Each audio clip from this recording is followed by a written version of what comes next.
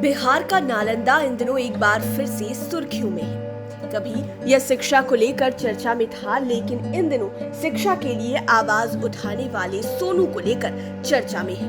दरअसल हरनौत का रहने वाला 11 साल का सोनू सोशल मीडिया पर इन दिनों काफी तेजी से वायरल हुआ है। सोनू की मुख्यमंत्री नीतीश कुमार से क्या बात हो गई, उसके पीछे नेताओं की फौज खड़ी हो गई।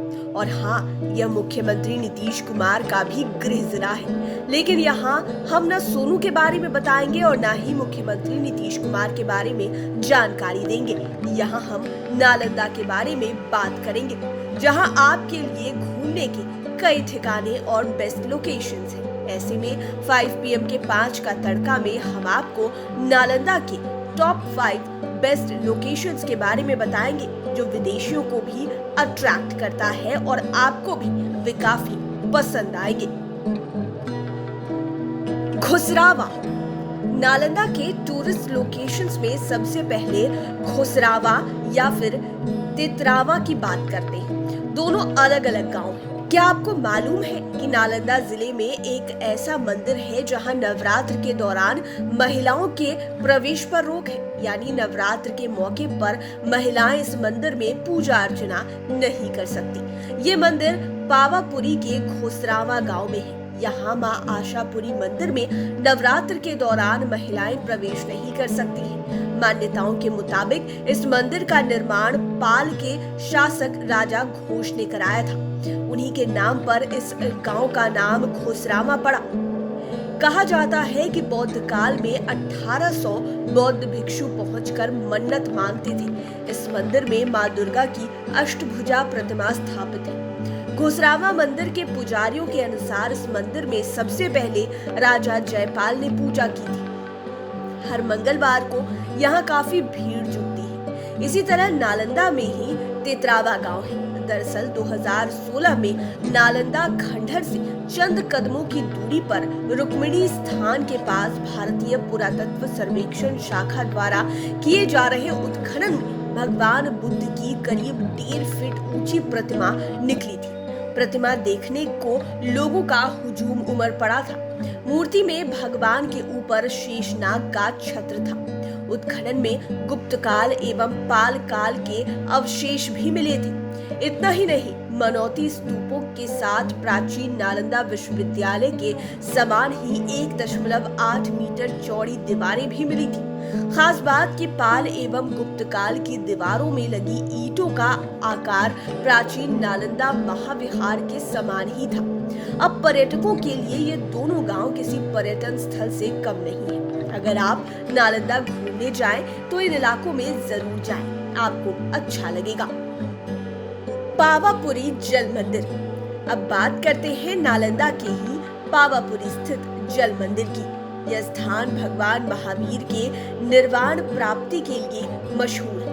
इस मंदिर में जैन धर्म के अनुयायियों के लिए अति पवित्र माना जाता है।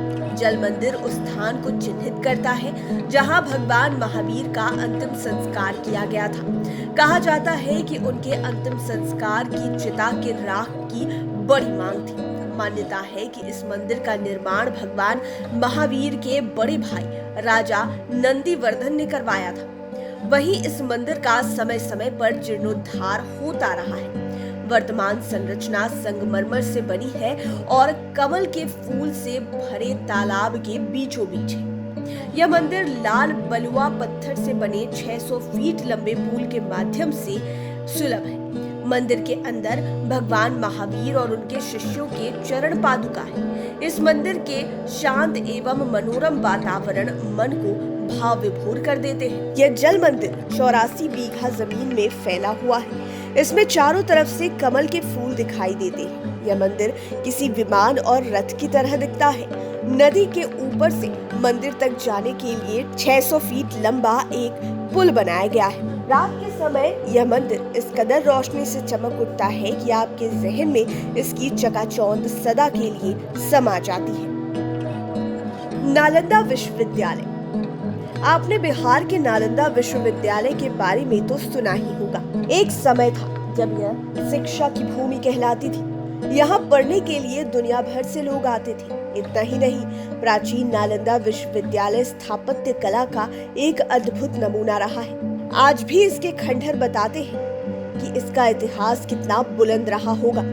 आपको जानकर हैरानी होगी कि इस विश्वविद्यालय में 300 कमरे, 7 बड़े बड़े हॉल और स्टडी के लिए 9 मंजिला एक विशाल पुस्तकालय था। और तो और उस पुस्तकालय में 3 लाख से भी अधिक किताबें थी। इस विश्वविद्यालय में प्रवेश परीक्षा अत्यंत कठिन होती थी और कोई भी पैरवी काम नहीं करती थी। मेरिट वालों को ही यहाँ एडमिशन मिलता था। प्राचीन नालंदा विश्वविद्यालय का पूरा परिसर एक विशाल दीवार से घिरा हुआ था, जिसमें प्रवेश के लिए एक मुख्य द्वार था। उत्तर से दक्षिण की ओर मठों की कतार थी और उनके सामने अनेक भव्य स्तूप और मंदिर थे। मंदिरों में बुद्ध भगवान की सुंदर मूर्तियां स्थापित थी, जो अब नष्ट हो चुकी है। वर्ष 1199 में तुर्क आक्रमणकारी बख्तियार खिलजी ने इस विश्वविद्यालय को जलाकर पूरी तरह से बर्बाद कर दिया था। कहा जाता है कि यहाँ के पुस्तकालय में इतनी किताबें थी कि पूरे 3 महीनों तक आग धधकती रही थी। लेकिन एक बार फिर इसका जीर्णोद्धार किया गया है। सरकार इसे नए सिरे से विकसित कर रही है। अब तो यह देखते ही बनता है। यह बिल्कुल अब नए अवतार में बन गया है। इसे देखने के लिए काफी संख्या में पर्यटक आने लगे हैं। राजगीर का ग्लास ब्रिज। नालंदा में ही है राजगीर। मनभावन, मनमोहक इलाका है। यह इलाका पर्यटन स्थल के रूप में काफी फेमस है। यहाँ घूमने के लिए ढेर सारे छोटे छोटे लोकेशंस हैं। इन स्थानों पर घूमने के लिए अब तो सालों भर लोग आते रहते हैं। इनमें बिहार के साथ ही अन्य राज्यों से भी पर्यटक पहुँचते हैं। विदेशी पर्यटक भी यहाँ काफी संख्या में आते हैं। इतना ही नहीं, यह इलाका बौद्ध धर्म, जैन धर्म और शांति के प्रतीक के रूप में जाना जाता है। दरअसल राजगीर में भगवान बुद्ध और भगवान महावीर ने अपना समय बिताया था। यह शहर भले ही आज नालंदा जिले में आता हो, लेकिन पुराने समय में यह शहर मगध की राजधानी के रूप में फेमस था। यहाँ के खूबसूरत वादियों के तो लोग दीवाने होते हैं। यहाँ के प्रमुख आकर्षणों में खूबसूरत पहाड़ी, घने जंगल, रहस्यमयी गुफाएं आदि शामिल हैं। राजगीर का विश्व शांति स्तूप देखते ही बनता है। दरअसल यह एक जापानी स्तूप है। यह शांति स्तूप गृधाकूट नामक पहाड़ी पर स्थित है। इसी तरह यहाँ का नेचर सफारी भी लोगों को काफी अट्रैक्ट करता है। इको टूरिज्म को बढ़ावा देने के लिए इसकी देखरेख की जिम्मेवारी वन एवं पर्यावरण विभाग को दे दी गई है, ताकि टूरिस्ट प्लेस का सही से डेवलपमेंट हो सके। वहीं रोपवे का भी लोग खूब आनंद लेते हैं। रोपवे में 20 केबिन लगाए गए हैं। 1 घंटे में 800 लोग इससे सफर करते हैं। लेकिन इसी साल शुरू हुआ स्काई ग्लास ब्रिज ने इसकी खूबसूरती में 4 चांद लगा दिए। नेचर सफारी में ग्लास स्काई वॉक और सस्पेंशन ब्रिज का भी निर्माण किया गया है। खास बात कि देश का यह पहला ग्लास स्काई है, जो कि बिहार के राजगीर में बना है।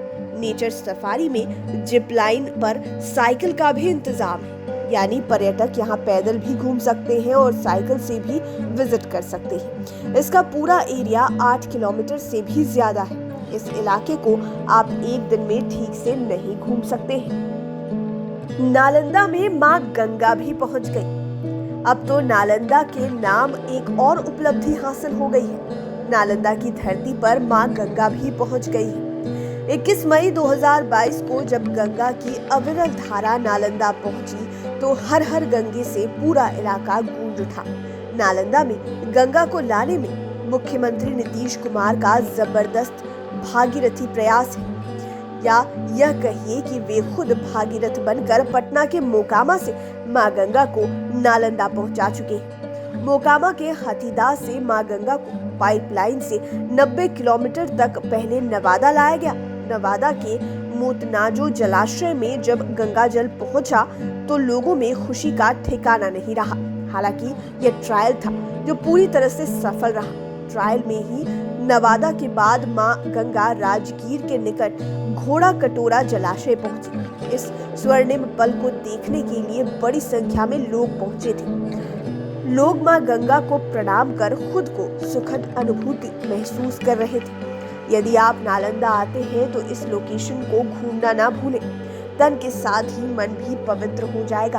आपको बता दें कि नालंदा समेत नवादा और गया में गंगा को पहुंचाना मुख्यमंत्री नीतीश कुमार का ड्रीम प्रोजेक्ट था। उम्मीद है ये वीडियो आपको पसंद आया होगा। इसी तरह के वीडियोस के लिए हमारे चैनल 5 PM को सब्सक्राइब कर लें, साथ ही फेसबुक पेज को भी लाइक करें। धन्यवाद।